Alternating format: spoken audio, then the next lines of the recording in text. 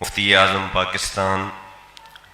محترم المقام جناب قبلہ مفتی منیب الرحمن صاحب زیدہ شرفہ انتہائی عالی مرتبت صاحبان علم و فضل، شیوخ الحدیث، مدرسین کرام، طلباء اعظام، منتظمین مدارس، صاحبان منبر و محراب اور عوام اہل سنت کی خدمت میں انتہائی ادب سے السلام علیکم ورحمۃ اللہ وبرکاتہ۔ میری سعادت مندی اور خوش نصیبی ہے کہ اپنے گرامی قدر والد محترم کے عالی مرتبت استاذ، عظیم مفسر و محدث اور اپنے عہد کی ایک ممتاز علمی شخصیت کے عرس مقدس کی تقریب میں مجھے حاضر ہونے کی اور کچھ کہنے کی سعادت نصیب ہو رہی ہے۔ میرے والد گرامی نے حضرت سعید ملت قدس سرہ سے اس وقت کنز الدقائق، مختصر المعانی اور دیگر کچھ کتب کا درس لیا تھا جب وہ جامعہ نعیمیہ لاہور میں تدریس فرمایا کرتے تھے، اور آج بھی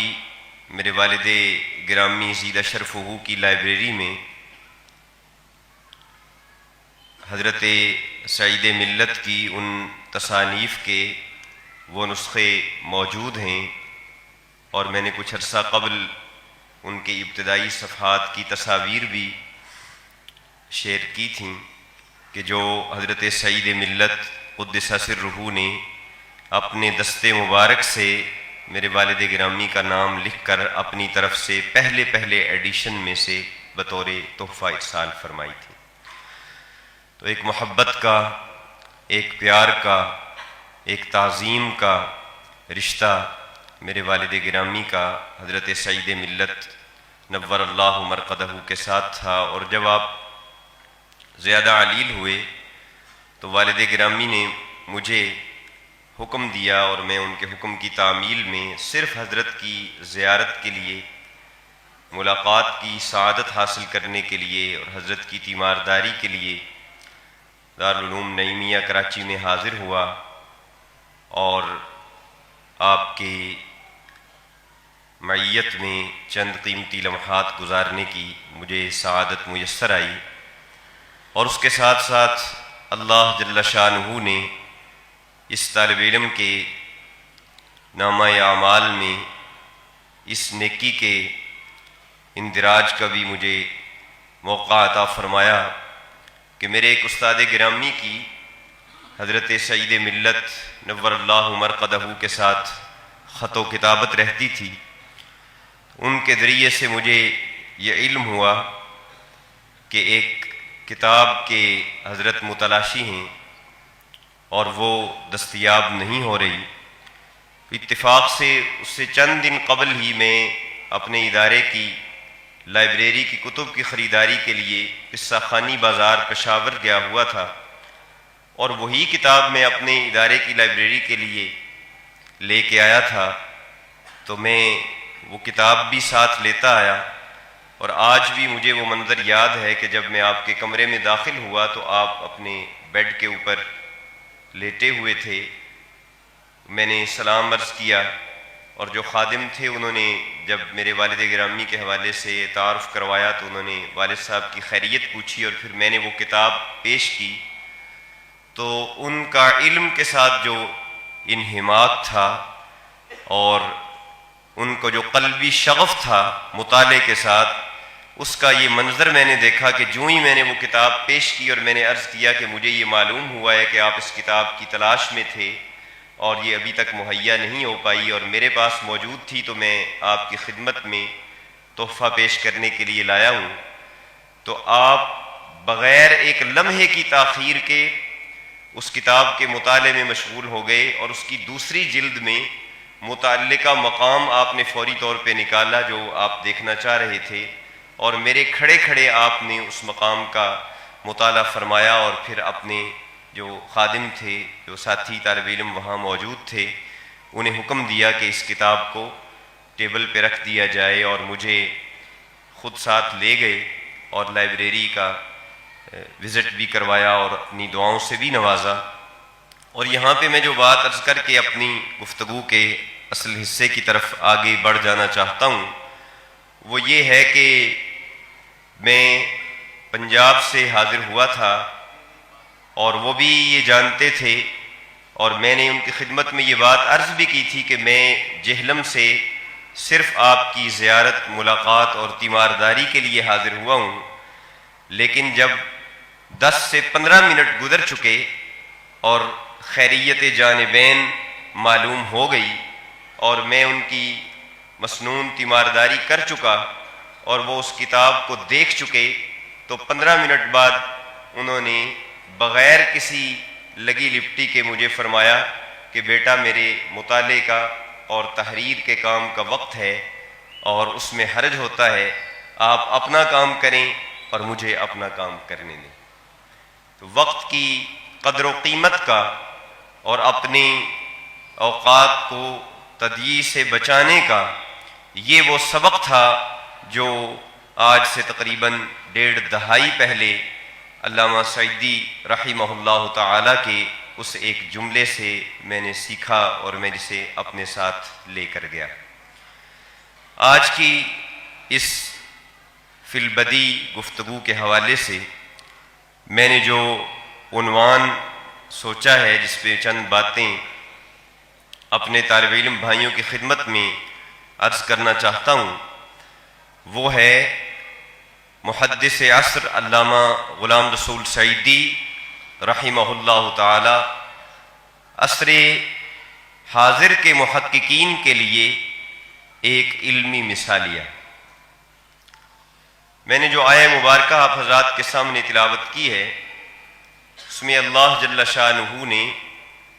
اہل ایمان کو مخاطب کرتے ہوئے یہ ارشاد فرمایا ہے،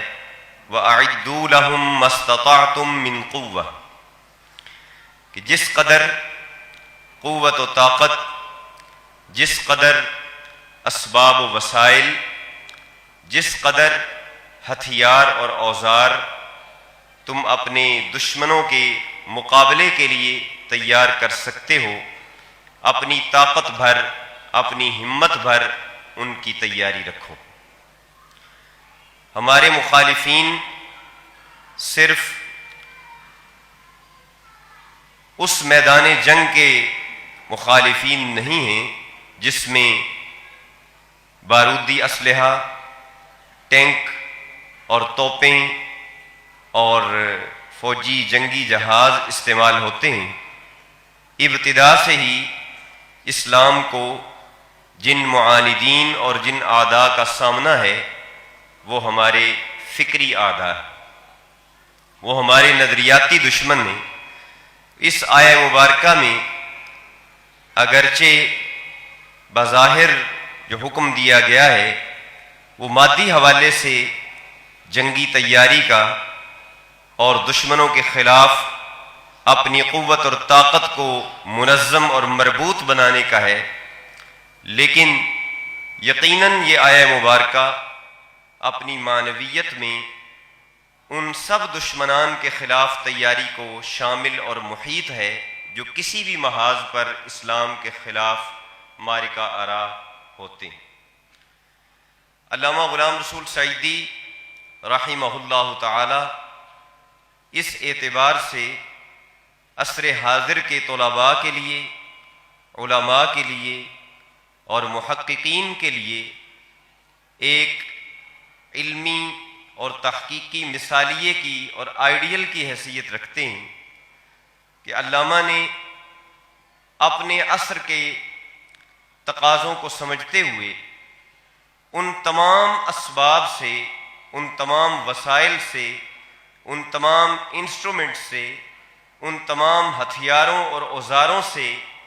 اپنی علمی لشکر کو مسلح رکھا کہ جن ہتھیاروں اور اوزاروں کی ضرورت انہیں اسلام کے فکری اور عملی دشمنوں کا سے اسلام کا دفاع کرنے کے لیے پڑھنے والی تھی۔ سید الرسل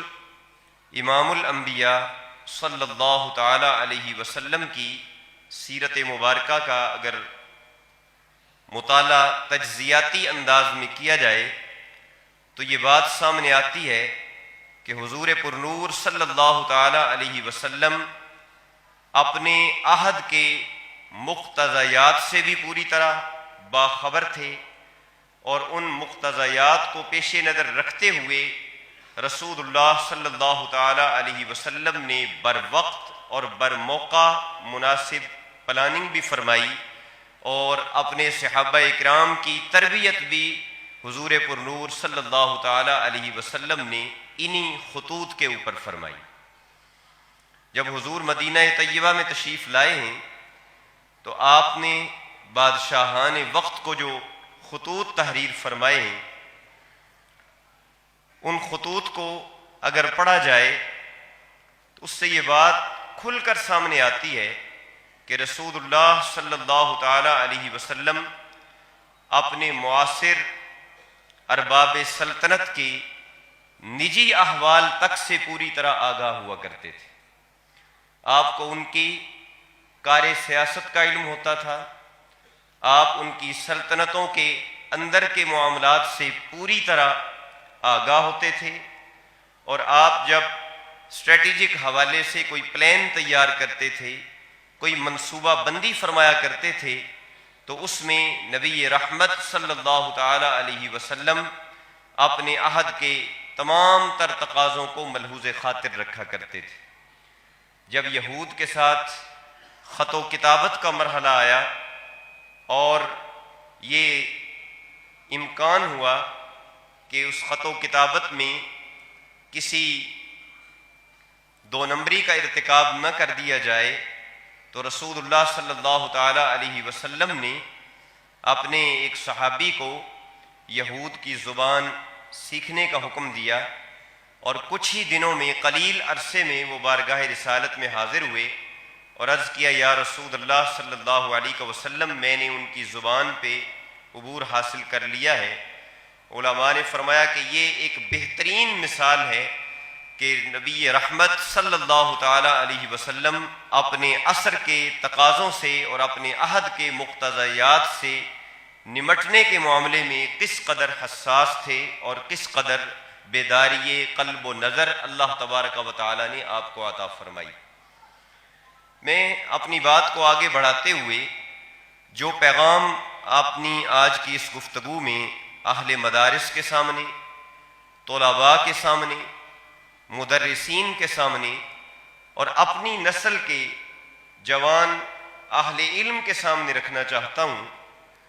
وہ یہ ہے کہ ماضی قریب کے نامور محقق عرب عالم دین فضیلت الشیخ سعید رمضان البوطی رحمہ اللہ تعالی نے ایک بڑا خوبصورت تبصرہ اپنی کتاب ضوابط المصلحۃ الشرعیہ میں ارشاد فرمایا ہے۔ وہ فرماتے ہیں کہ عالم کفر کا اسلام کے خلاف جنگ کا پہلا فیز یہ تھا کہ انہوں نے اسلام کو جو مادی جنگ ہوتی ہے جس میں تلواریں، تیر، نیزے استعمال کیے جاتے ہیں، اس میں شکست دینے کی اور نعوذ باللہ اسلام کو نابود کرنے کی کوششیں کیں۔ یہ معاملہ کئی صدیوں تک چلتا رہا، اور صلیبی جنگوں میں عالم کفر کو اس بات کا پوری طرح یقین ہو گیا کہ ہم اس میدان جنگ میں اہل اسلام کو کسی بھی طور شکست نہیں دے سکتے، کیونکہ صلیبی جنگوں کی اگر تاریخ دیکھی جائے تو اس وقت عیسائی دو بڑے ٹکڑوں میں تقسیم تھے، اور اسلام دشمنی میں ان کی وہ دونوں جماعتیں اور ان کے وہ دونوں گروپ جو تھے انہوں نے آپس میں اتحاد کیا، جن کے درمیان فکری اعتبار سے بعد المشرقین تھا۔ اور اس دور میں اگر ہم اسلامی ریاستوں کا جائزہ لیں تو چھوٹی چھوٹی ٹکڑیوں کے اندر مسلمان تقسیم تھے، تو عیسائیت کا متحد ہو کر مسلمانوں کے خلاف نکل آنا اور مسلمانوں میں سے صلاح الدین ایوبی رحمہ اللہ کا انفرادی طور پہ ان کے مقابلے میں آنا اور پورے عالم عیسائیت کو ناکوں چنے چبوانا، اس سے انہیں یہ پتہ چل گیا کہ اس میدان میں اہل اسلام کو شکست نہیں دی جا سکتی۔ تو تب دوسرے فیز کا آغاز ہوا۔ میری یہ گفتگو ممکن ہے بعض احباب کو اس مرحلے میں irrelevant محسوس ہو رہی ہو، لیکن میں یہ عرض کروں گا کہ تھوڑا سا جبر کرتے ہوئے میرے ان چند جملوں کو توجہ کے ساتھ سماعت فرما لیجیے گا، شاید اگلے مرحلے میں جا کر آپ کو اس کی ریلیونسی معلوم ہو جائے۔ شیخ بوطی فرماتے ہیں کہ پھر دوسرا فیز شروع ہوا۔ دوسرے فیز میں تحریک استشراق بپا کی گئی، جس میں اسلام کی نظریاتی سرحدوں کو اندر گھس کر کھوکھلا کرنے کی کوشش کی گئی، عربی سیکھی گئی، اسلامی علوم کے اندر مہارت ایسے لوگوں نے حاصل کی کہ جنہوں نے لبادہ اسلام کا اوڑا ہوا تھا اور ان کی سوچ اور ان کی فکر اسلام دشمنی کے زہر سے آلودہ تھی، اور انہوں نے ہماری پوری نسلوں کو استشراق کے زہر سے متاثر کرنے کی کوشش کی۔ لیکن اللہ جل شانہ کا اس امت پر یہ فضل ہوا، یہ انعام ہوا، یہ احسان ہوا کہ استشراق کی وہ تحریک جس پہ صدیوں کام کیا گیا اور جس پہ پانی کی طرح وسائل اور اسباب بہائے گئے، وہ بھی کوئی اتنا بڑا نتیجہ نہ دے سکی کہ دنیا کے کسی خطے میں پورے کا پورا ملک ہی نعوذ باللہ مرتد ہو جاتا اور مسلمانوں کی پوری آبادیاں اسلام کو چھوڑ کر نعوذ باللہ واپس کفر کی طرف پھر جاتی۔ تو عالم کفر کو اس دوسرے فیز میں بھی اپنی ناکامی کا شدید ترین احساس ہو گیا۔ اب علامہ بوطی رحمہ اللہ کا یہ جو تبصرہ ہے، میں بڑی دیانتداری سے یہ بات عرض کر رہا ہوں کہ جب سے میں نے یہ پڑھا اور میں نے تنہائی میں بیٹھ کے اس پہ غور و فکر کیا تو مجھے یوں لگا کہ جیسے میرے ذہن کے نہا خانے میں ایک لائٹ نہیں، ایک آفتاب روشن ہو گیا ہو۔ وہ فرماتے ہیں کہ اب جو عالم کفر کی ہمارے ساتھ جنگ ہے وہ تیسرے فیز میں داخل ہو چکی ہے، اور خادمین دین متین کے لیے، داعیان قرآن و سنت کے لیے، محافظین دین متین کے لیے اس چیز سے آگاہی بھی ضروری ہے کہ اب ہم جنگ کے کس مرحلے میں ہیں، ہمارے دشمن پینترا بدل کر کہاں سے ہمارے اوپر حملہ آور ہونا چاہتے ہیں اور ہو رہے ہیں، تاکہ وہ اس سے آگاہ ہوں گے تو وہ وہاں کھڑے ہو کر دفاع کریں گے جہاں سے حملہ ہونے کی توقع ہے، ورنہ وہ غلط جگہ پہ زور لگاتے رہیں گے اور عالم کفر اپنی اس جگہ سے حملہ آور ہو کر تخریب کاری کرتا رہے گا۔ شیخ بوطی فرماتے ہیں کہ وہ تیسرا فیز یہ ہے کہ وہ اس مادی جنگ سے بھی اب بہت حد تک انہوں نے اپنا رویہ تبدیل کر لیا، اور استشراق کے ذریعے بھی وہ لوگوں کو نصرانی، عیسائی اور غیر مسلم نہ بنا سکے بڑے پیمانے پر۔ اب انہوں نے یہ دیکھا اور یہ سوچا اور اس پہ غور و فکر کیا کئی دہائیوں تک کہ کون سا ایسا دروازہ تلاش کیا جائے کہ جس کے ذریعے اسلام کے اندر گھسا جائے۔ تو انہوں نے جب غور و فکر کیا تو ان کو جو دروازہ نظر آیا وہ اجتہاد کا دروازہ تھا، ان کے ظام کے مطابق کہ اسلام میں اجتہاد کا دروازہ کھلا رکھا گیا ہے، اور اس میں بطور خاص مصلحت کو ہمارے دین کے اندر ایک بہت بڑی حیثیت دی گئی ہے۔ یہاں میں مصلحت، وہ جو شعراء نے جس کو باندھا ہے، میں اس مصلحت کی بات نہیں کر رہا، میں فقہی اور اصولی اصطلاح میں مصلحت شرعیہ کی بات کر رہا ہوں۔ تو انہوں نے سوچا ہمارے دشمنوں نے کہ جب ہم مسلمان کہلائیں گے بھی اور عالم ہونے کا لبادہ بھی اوڑھ لیں گے اور اجتہاد کے دروازے سے دین کے اندر جائیں گے، تو پھر مصلحت کا نام لے کر ہم جو بھی خرابی دین کے نام پہ دین دار لوگوں کی اور مسلمانوں کی صفوں میں داخل کرنا چاہیں گے، اس میں ہمیں کون روکے گا اور کون ہمارے رستے کی رکاوٹ بنے گا؟ ہمارا وہ زہر اجتہاد کے نام پہ انجیکٹ کیا جا رہا ہوگا، ہم جو نئی راہیں نکالیں گے وہ مصلحت کے نام پہ نکالی جا رہی ہوں گی، مصلحت شرعیہ کا نام لے کر اور مصالح کا نام لے کر وہ نئی آراء جو ہیں وہ امت کے نوخیز ذہنوں کے اندر اتاری جا رہی ہوں گی۔ تو شیخ بوطی رحمۃ اللہ تعالی علیہ یہ ساری فکر پیش کرنے کے بعد یہ فرماتے ہیں، اور یہاں سے اب میں اپنی گفتگو کو ریلیونٹ بناؤں گا، جو میرا عنوان تھا کہ علامہ سعیدی رحمہ اللہ تعالی ونور اللہ مرقدہ عصر حاضر کے محققین کے لیے ایک تحقیقی مثالیہ۔ تو وہ فرماتے ہیں کہ اب اہل علم کا یہ فرض بن چکا ہے کہ وہ مصلحت شرعیہ کے جامع معنی مفہوم کو اور اس کے ضوابط کو اتنے عمق کے ساتھ، اتنی گہرائی کے ساتھ اور اتنی بصیرت کے ساتھ اور اجتہاد کی شرائط کو اتنی ڈیٹیل کے ساتھ اپنے ذہن پہ نقش کریں اور اس کے تمام تر تصورات کو اتنی شرح و بسط کے ساتھ سمجھیں کہ ہمارے وہ دشمن اگر اجتہاد کا لبادہ اڑ کر اور مصلحت کی سواری پہ سوار ہو کر اسلام کی شاہراہ پہ گامزن رسول اللہ صلی اللہ تعالی علیہ وسلم کی امت کے اس کاروان محبت کو لوٹنے کے لیے آگے بڑھیں، تو ہمارے درمیان ایسے بیدار ذہن اور عالی دماغ علماء کی کثیر تعداد موجود ہو کہ جو اجتہاد کے نام پہ فساد اور مصلحت کے نام پہ مفاسد کا جو کھیل کھیلا جائے اس کا مقابلہ کرنے کے لیے پوری طرح مستعد ہے۔ علامہ غلام رسول سعیدی رحمہ اللہ تعالی کی کتابوں کا جب ہم مطالعہ کرتے ہیں تو ان تمام فکری فتنوں سے اور عملی فتنوں سے نبرد آزما ہونے کے لیے جن علوم میں رسوخ کی ضرورت تھی اور جو ایک پری ریکوزٹ کا درجہ رکھتے تھے، اللہ جل شانہ نے علامہ سعیدی رحمہ اللہ تعالی کو ان تمام علوم و فنون کے اندر ایک مجتہدانہ بصیرت عطا فرمائی تھی، اور یہی وجہ ہے کہ ان کی تحقیقات نہ صرف یہ کہ ایک مدرسے میں پڑھنے والے ٹھیٹھ دینی طالب علم کے ذہن کو اپیل کرتی ہیں، بلکہ جب میں اپنے ان احباب کے اندر بیٹھتا ہوں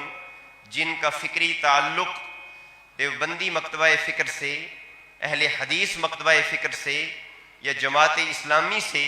یا تنظیم اسلامی سے، یا دیگر مکاتب فکر سے ہے،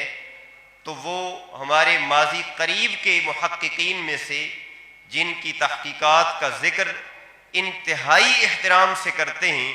وہ محدث اعظم علامہ سعیدی رحمہ اللہ تعالی کی ذات والا صفات ہے، اور آج وہ جس کی رائے کو بہت عقیدت، احترام اور توجہ سے سماعت کرتے اور پڑھتے ہیں، وہ بلا شک و شبہ مفتی اعظم پاکستان جناب مفتی منیب الرحمن دام ظلہ کی شخصیت مبارکہ ہے۔ میں اپنی گفتگو کو اختتام کی طرف لے کے جاتے ہوئے حضرت نے جو وقت دیا تھا اس میں چند منٹ باقی رہ گئے ہیں، اپنے طالب علم بھائیوں کے لیے یہ بات عرض کروں گا کہ آج کل گزشتہ کچھ عرصے سے جو کچھ اعتزالی فکر پر مبنی افکار و نظریات سوشل میڈیا کے ذریعے اپنا رنگ جمانے کی کوششوں میں مصروف ہیں، جن میں اسی مصلحت کے نام پر ایسی اجازات عطا کی جا رہی ہیں کہ جو قرآن و سنت کے منشا کے یکسر خلاف ہیں۔ اگر ہم ان فتنوں کا ڈٹ کر مقابلہ کرنا چاہتے ہیں تو ہمیں اگر نصابی سطح پر چند تبدیلیاں ہم نہیں کر سکتے اور ہمارے پاس درس نظامی کے مروجہ نصاب میں ان کی وقت کے حوالے سے گنجائش نہیں ہے، تو میں اساتذہ اکرام کی خدمت میں یہ عرض کروں گا اور منتظمین مدارس کی خدمت میں، ناظمین تعلیمات کی خدمت میں یہ بات عرض کروں گا کہ پچھلے 10 سالوں میں نے دوران تدریس جو مطالعہ کیا، جو چند ممالک میں جا کر وہاں کی صورتحال دیکھنے کا مجھے اندازہ ہوا، اور بالخصوص یورپ میں اور اسکینڈینیویا کے مسلمانوں کے جن عملی مسائل کا مجھے 1.5 سال میں اور 2 سال میں تجربہ ہوا، ان کی روشنی میں میں یہ ریکمینڈ کر کے جانا چاہتا ہوں عرس سعید ملت نور اللہ مرقدہ کی اس تقریب پر نور میں کہ میں یہ سمجھتا ہوں کہ 3 علوم ایسے ہیں کہ جو پچھلی چند دہائیوں میں ایک مستقل حیثیت میدان علم کے اندر اختیار کر چکے، اور چند دہائیاں پہلے وہ اصول فقہ اور فقہ کے ذیلی ابواب کا درجہ رکھتے تھے۔ آج ان پہ اتنا کام ہو چکا ہے گزشتہ 3-4 دہائیوں میں کہ ان پہ درجنوں کتابیں معرض وجود میں آ چکی ہیں۔ ان کی فکری بنیادیں بھی اور ان کی اپلیکیشن بھی، ان کی تطبیقات پہ بھی بہت وقیع علمی کام ہو چکا ہے، اور عصر حاضر میں اور آنے والے وقت میں جو جوان علماء ان ذمہ داریوں سے عہدہ برا ہونا چاہیں گے کہ وہ غامدیت کے حوالے سے اور اس نوعیت کے اعتزالی فکر کے حامل مکاتب فکر کے حوالے سے نئی نسل کے ذہنوں کو اپیل کر سکیں، ان کو مطمئن کر سکیں، اور نئے نئے فتنوں کا عقلی حوالے سے جواب دے سکیں، اور امت کے ذہنوں کو تشفی اور تسلی کا سامان فراہم کر سکیں، انہیں چاہیے کہ وہ خود بھی اور اپنے طلباء کو بھی ان 3 علوم کی طرف بطور خاص متوجہ فرمائیں، اور ان کے تفصیلی مطالعے کا کوئی بندوبست کیا جائے، اس پہ سیمینارز منعقد کیے جائیں، اس پہ علمی تقاریب کا انعقاد کیا جائے۔ ان میں سب سے پہلا علم جس پہ پچھلے 50-60 سالوں میں اتنا کام ہوا کہ آج دنیا کی بیشتر یونیورسٹیز میں وہ ایک مستقل فیکلٹی کا درجہ حاصل کر چکا ہے، اور 50 سال سے عرب میں علماء اسے پڑھا رہے ہیں، اس پہ کام کر رہے ہیں، وہ ہے مقاصد الشریعہ۔ مقاصد الشریعہ پہ اتنا اہم علمی مواد آ چکا ہے کہ جس سے آگاہ ہونا اور علمی بنیادوں پر علی وجہ البصیرت اسے جاننا ہر اس عالم کے لیے ایک بنیادی حیثیت رکھتا ہے جو مستقبل میں نو پیش آمدہ مسائل کے حوالے سے قرآن و سنت اور فقہ اسلامی کے اصولوں کے اندر رہتے ہوئے ان مسائل کا جواب امت کو فراہم کرنا چاہتا ہے۔ آج افراط و تفریط کا عالم یہ ہے کہ ایک طرف رمضان المبارک کے فرض روزوں کو اپنے اسکول یا کالج کے امتحان کی تیاری کے لیے ڈیلے کرنے کے فتوے سوشل میڈیا پہ نظر آتے ہیں، اور دوسری طرف ایک ایسی بے جا شدت پسندی ہے اور ایک ذہن کے کھڑکیوں کو اور دروازوں کو بند کرنے کی ایسی روش ہے کہ دونوں نے امت کو مخمصے میں ڈال رکھا ہے۔ دین کے اصولی باتوں کو پیش نظر رکھتے ہوئے اگر جدید معاملات میں امت کی درست سمت رہنمائی کرنی ہے تو ہمیں مقاصد الشریعہ پر لکھے جانے والے اس پورے لٹریچر کا بڑی تسلی بخش طریقے سے مطالعہ کرنا ہوگا، اپنے اکابر علماء کے زیر سایہ اسے پڑھنا ہوگا۔ اس میں جہاں کہیں عرب علماء سے بھی افراط و تفریط ہوا ہے، حضرت مفتی اعظم پاکستان اور حضرت مفتی اعظم سندھ جیسے اکابر علماء کے زیر سایہ ان کی نگرانی میں ان علوم کو پڑھ کر اپنے آپ کو وَأَعِدُّوا لَهُم مَّا اسْتَطَعْتُم مِّن قُوَّةٍ کی روشنی میں ان نئے نئے فتنوں کا مقابلہ کرنے کے لیے اپنے آپ کو تیار کرنا ہوگا۔ دوسرا شعبہ علم وہ بھی آج اپنی جگہ پر ایک بہت بڑی اہمیت اختیار کر چکا ہے، اور میں یہ جسارت کروں گا حضرت مفتی اعظم پاکستان دام ظلہ کی موجودگی میں کہ 2 ماہ پہلے مجھے ایک سیمینار میں گفتگو کے لیے بلایا گیا، تو میں نے کچھ تفاسیر کا اس موضوع کے حوالے سے جب مطالعہ شروع کیا، اور جس علم کا میں اب ذکر کرنے لگا ہوں ایک طالب علم کی حیثیت سے کہ وہ اب ایک مستقل حیثیت اختیار کر چکا ہے، پہلے وہ اصول فقہ کا ایک ذیلی شعبہ تصور کیا جاتا تھا، وہ ہے قواعد فہم النصوص۔ آج اگر ہم غور کریں تو ہمارے ہاں جو نئے نئے فتنے ہر 15 دن کے بعد، ہر مہینے کے بعد، ہر 2 مہینے کے بعد سوشل میڈیا کی زینت بنتے چلے جا رہے ہیں، اور ادھر سے بھی قرآن ہی پڑھا جا رہا ہے، احادیث پڑھی جا رہی ہیں، اور تعبیرات اور تشریحات میں وہ جدت ترازیاں کی جا رہی ہیں کہ جن میں ہر روز کسی ایک نئے فتنے کا دروازہ ہمیں کھلا ہوا نظر آتا ہے۔ ان کا اگر علمی انداز میں سد باب کرنا ہے تو ایک ویڈیو کلپ بنا کر سوشل میڈیا پہ وائرل کر دینے سے ان کی جڑیں نہیں کٹیں گی۔ ان فتنوں کا مقابلہ کرنے کے لیے جواب دینے والے کو ان کی گردن پہ ہاتھ رکھنا ہوگا، اور گردن پہ ہاتھ تب رکھا جا سکے گا جب رد کرنے والے کو، جواب دینے والے کو فہم النصوص کے قواعد اور ضوابط سے پوری طرح آگاہی ہوگی، اور وہ ان فہم نصوص کے قواعد کی روشنی میں اس پر گرفت کرے گا کہ اس نص سے جو آپ نے استنباط کیا ہے، یہ بتائیے کہ 12-13 صدیوں میں اکابرین امت نے نصوص سے استفادہ کے لیے جو قواعد و ضوابط مقرر کیے تھے، ان کو آپ نے کیسے اپلائی کیا ہے اور ان کا آپ نے خیال رکھا ہے یا نہیں رکھا۔ ایک ادنا سے طالب علم کی حیثیت سے میں اس سیمینار کے لیے جب تیاری کر رہا تھا تو میرے سامنے جو بات آئی، اگرچہ وہ ایک بالکل بعد میں مجھے محسوس ہوا کہ بدیہی بات تھی، لیکن مجھے یہ اعتراف کرنے میں کوئی بات نہیں ہے کہ ایک طالب علم کے لیے وہ چیز تھوڑا سا ایک پردہ خفا میں تھی کہ قرآن کریم فرقان حمید میں متعدد جگہوں پر امر کے صیغے استعمال کیے گئے ہیں۔ وَأَقِیمُوا الصَّلَاةَ بھی ہے، وَآتُوا الزَّکَاةَ بھی ہے، خُذْ مِنْ أَمْوَالِهِمْ صَدَقَةً بھی ہے، اور اسی قرآن کریم میں السارق والسارقة فاقطعوا أيديهما بھی ہے۔ اسی قرآن کریم میں فجلدوا کا صیغہ امر بھی موجود ہے۔ اور آج کل جو حدیث مبارکہ ہماری محافل کی زینت بن چکی ہے، من سب نبیا فاقتلوہ، اس میں جو امر کا صیغہ ہے یہ بھی انہی صیغہ امر میں شامل ہے جو قرآن و سنت میں وارد ہوئے ہیں۔ تو جب میں نے اس حوالے سے سرسری طور پہ دوران سفر اپنے لیپ ٹاپ کی مدد سے اجلہ مفسرین کا مطالعہ کیا اور امہات تفاسیر کو دیکھا، تو فوری طور پہ جو آراء ائمہ اکابرین کی سامنے آئیں وہ یہ تھیں کہ قرآن کریم میں کچھ امر کے صیغے ایسے ہیں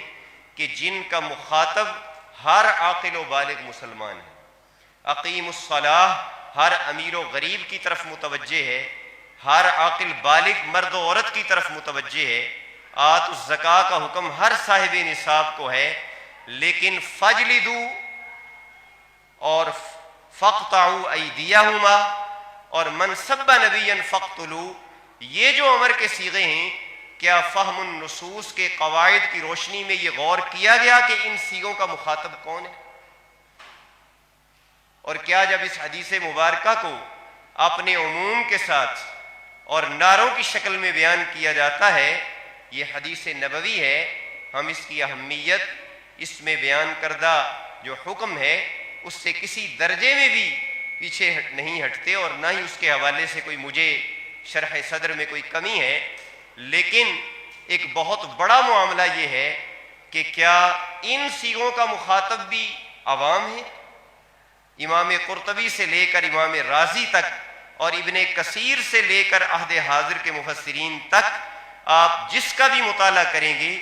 آپ کو وہ یہ بات کہتے ہوئے نظر آئیں گے کہ فاقطعوا ایدیہما اور من سب نبیا فاقتلوہ، اور اس طرح کے جو معاملات ہیں ان میں جو امر کے صیغے دیے گئے ہیں، ان امر کے صیغوں کا مخاطب ایک عام آدمی نہیں ہے، بلکہ وہ صاحب امر ہے اور اولو الامر ہیں کہ جن کو اللہ تبارک و تعالیٰ نے اتھارٹیٹیو حیثیت عطا فرمائی۔ تو یہ فہم النصوص کے قواعد میں سے ایک چھوٹی سی مثال میں نے آپ کے سامنے رکھی ہے۔ تیسری بات جس پہ اپنی گفتگو کو ختم کروں گا، تیسرا علم کہ جس کی طرف ہمیں باقاعدہ طور پہ اپنے مدارس میں متوجہ ہو جانے کی ضرورت ہے، وہ ادب الخلاف ہے۔ آج حالت یہ ہے کہ معمولی سا کسی مستحب کے معاملے میں بھی اختلاف رائے ہو جائے تو جو کل سند لے کر مدرسے سے نکلا ہے وہ سفید ریش علماء کی پگڑیاں اچھالنے کے لیے اور ان کی داڑیاں ہاتھ میں لینے کے لیے تیار کھڑا نظر آتا ہے۔ اور ادب الخلاف جو ایک مستقل علم تھا اور ہمارے اکابر اسے اسی طرح پڑھا پڑھایا اور سیکھا سکھایا کرتے تھے جس طرح آج صرف و نحو اور دیگر علوم عالیہ اور علوم عالیہ پڑھے پڑھائے جاتے ہیں، ان تین علوم و فنون کو بالخصوص وہ لوگ جنہوں نے فکری فتنوں کا مقابلہ کرنا ہے، جنہوں نے اجتہادی مسائل کی جو کلیکٹیو رسپانسبلٹی ہے اس سے عہدہ برا ہونا ہے، ان کا ان سے آگاہ ہونا انتہائی ضروری ہے۔ اور اس کی جو ریلیونسی ہے میرے آج کے موضوع گفتگو کے ساتھ، کہ جب میں شرح صحیح مسلم کا مطالعہ کرتا ہوں، جب میں تبیان القرآن کو پڑھتا ہوں، جب میں تبیان الفرقان کی ورق گردانی کرتا ہوں، جب میں علامہ سعیدی رحمہ اللہ تعالیٰ کے مقالات کے صفحے پلٹتا ہوں، تو مجھے یہ نظر آتا ہے کہ یہ جس بندے کا قلم ہے اس بندے کو مقاصد الشریعہ سے بھی گہرائی کے اندر ربط حاصل ہے، اس شخص کو ضوابط المصلحت الشرعیہ کا بھی کامل ادراک ہے، اسے فہم نصوص کے قواعد پر بھی کامل دسترس حاصل ہے، اور ادب الخلاف میں اس کا پایہ علم یہ ہے اور پایہ اخلاق یہ ہے کہ وہ اپنے بدترین مخالف پر بھی علمی گرفت کرتے ہیں، تو لب و لہجے کی متانت اور سنجیدگی ایسی ہے کہ انسان داد دیے بغیر نہیں رہ سکتا۔ اللہ جل شانہ علامہ سعیدی نور اللہ مرقدہ کی قبر انور پر اپنی ان گنت رحمتوں کا نزول فرمائے، اور اللہ جل شانہ ان جیسے محققین اور ان جیسی وسیع فکر رکھنے والے، ان جیسا رسوخ فی العلم رکھنے والے مفکرین، محققین، اصحاب قلم، اصحاب تحقیق بکثرت امت مسلمہ کو، اہل سنت و جماعت کو عطا فرمائے۔ میری اس گفتگو کے دوران اگر کوئی کلمہ جسارت کے زمرے میں آیا ہو تو میں حضرت مفتی اعظم پاکستان دام ظلہ سے، اکابر علماء سے، محققین و مدرسین سے معافی کا خواستگار ہوں۔ اگر کوئی لفظی یا معنوی غلطی ہوئی ہو اللہ جل شانہ مجھے معاف فرمائیں۔ وآخر دعوانا ان الحمد للہ رب العالمین۔